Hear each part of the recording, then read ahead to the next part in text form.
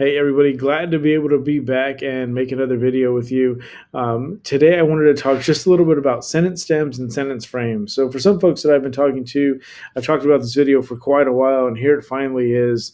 I think it's just really important for language learning students, and really any student for that matter, when we want to really focus what it is that we want to know from them. When we really break down academic vocabulary, when we really break down the questions that we ask students, sentence stems and sentence frames are a great way to, again, focus what it is that we want to know that students know.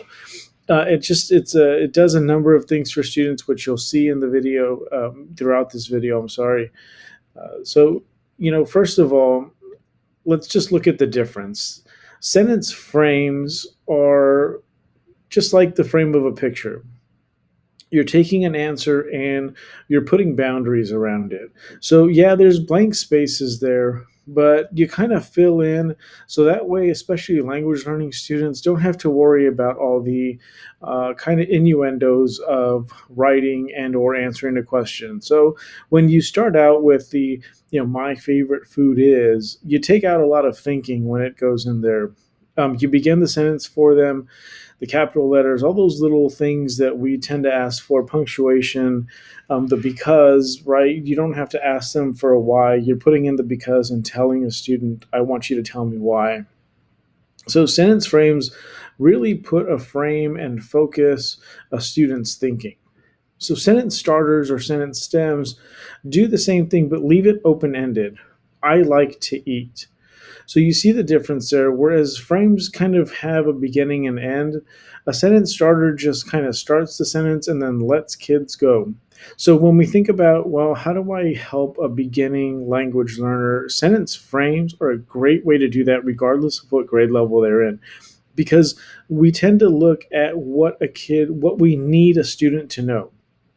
So I can leave out specifically academic vocabulary in a sentence frame and find out, do you know this academic vocabulary or not, without worrying about, do you know the grammatics of English. Whereas a sentence starter might be a student that's a little bit higher, has a grasp of how to answer that open-ended question. So some folks say, well, how, especially in writing, because writing and independent reading tend to be the places where we get the most bang for our buck when it comes to language learning students. What can I use then to take a look at what a student knows? Well, Mad Libs are a great way to find out, like just a fun way to lower that effective filter, explain things like grammar, and it's fun. There's no wrong answer in a sense, right? Now when I talk about lowering that effective filter, I want to take a look at this really quick just so we completely understand what it is that we're talking about. We're talking about taking comprehensible input. This is a model adopted from Stephen Krashen, by the way. Yes, a bit old, but still very much so appropriate for our time, for language learning. I'm sorry. We take a comprehensible input, something that we're giving students. As teachers, we tend to offer that comprehensible input, whether it be through our language, like our what we're saying, what we're speaking, or anchor charts, assignments, stories that students read. Comprehensible input can be basically anything that a student is taking in, specifically a language learning student.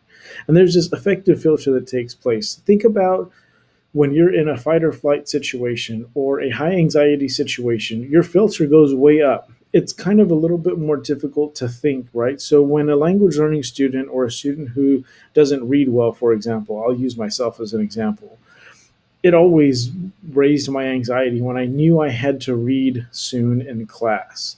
People that really know me know that I'm a very slow reader, still to this day. And so round robin reading was tough on me. Oh man, my effective filter went way up. So I never understood a lot of the things that I read because my filter was so high.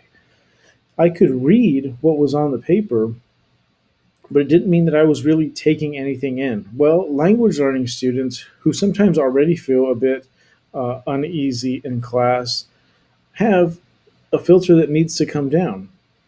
Well, when you give a student comprehensible input, You try your best to lower that affective filter so that language acquisition can take place, and then knowledge and learned understanding. I'm sorry, can really take place within a student's brain, for lack of a better term.